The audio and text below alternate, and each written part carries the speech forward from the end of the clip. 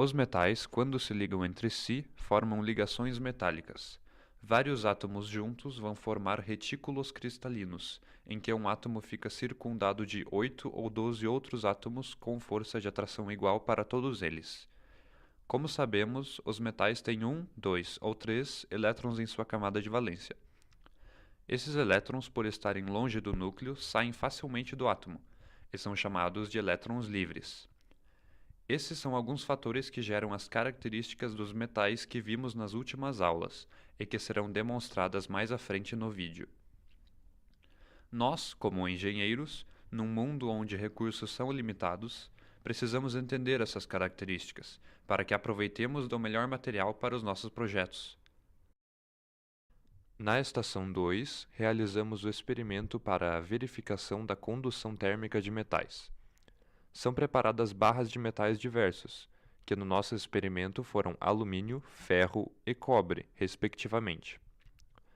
Em seguida, com a ajuda de pinças, as barras são esquentadas por uma mesma quantidade de tempo. Depois, é medida a temperatura na extremidade oposta à que foi aquecida. Esse fluxo de energia dos metais é chamado de condução térmica, sendo uma característica de cada metal. Outros metais que poderiam ter sido utilizados são o cromo e o titânio. Garrafas térmicas são um bom exemplo da aplicação dessa teoria. Nelas, o objetivo é não conduzir o calor do líquido para fora da garrafa. Para isso, é feita uma dupla camada de algum material, e entre elas existe ar rarefeito, que não conduzirá o calor para fora. Outro exemplo são as panelas ou frigideiras. Podemos perceber que o cabo delas é sempre revestido por outro material, normalmente um polímero. Isso porque os polímeros não conduzem energia térmica tão facilmente como os metais. Na estação 3, realizamos o experimento da aparência física dos metais. Os metais possuem um brilho metálico que se deve ao fato de possuírem elétrons livres em sua superfície. Esses elétrons absorvem e refletem a luz.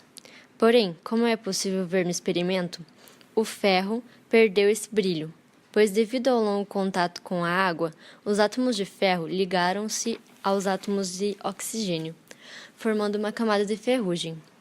Essa camada pode ser retirada através do polimento com uma esponja de aço, que foi o que fizemos no vídeo.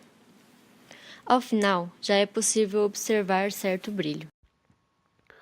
Por meio do experimento, percebemos que o ímã tem a propriedade de atrair certos metais.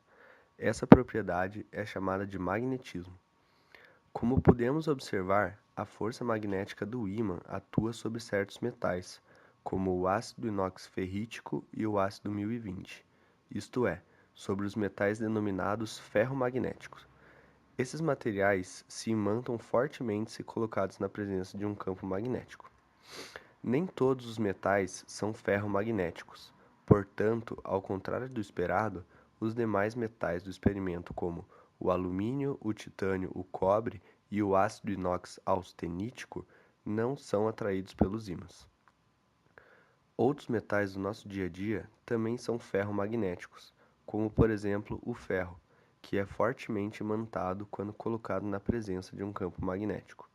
O magnetismo, assim como o campo magnético, está presente em diversos setores do nosso cotidiano, como por exemplo em alto-falantes, microfones, motores elétricos e até mesmo em cartões de crédito.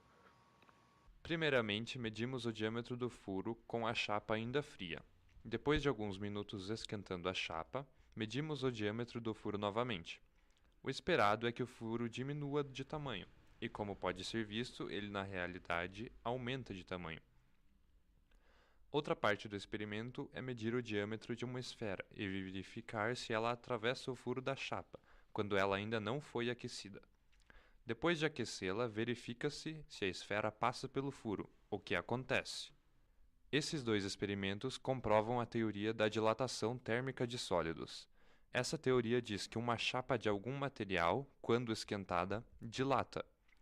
Nesse caso, é mostrado como um furo se comporta como uma chapa maciça, aumentando a sua área, sendo que o que se esperaria pela lógica é ele diminuir de tamanho. Isso pode ser explicado por um outro experimento. Se soldarmos 4 arames juntos, formando um retângulo, e o esquentarmos, perceberemos que ele aumentará o seu perímetro, consequentemente aumentará a sua área interna. Os furos se comportam da mesma maneira, aumentando a sua área. Um exemplo prático. As tampas de potes de vidro de conservas são feitas de materiais que dilatam mais do que o vidro dos potes. Por isso conseguimos abri-las mais facilmente quando as esquentamos.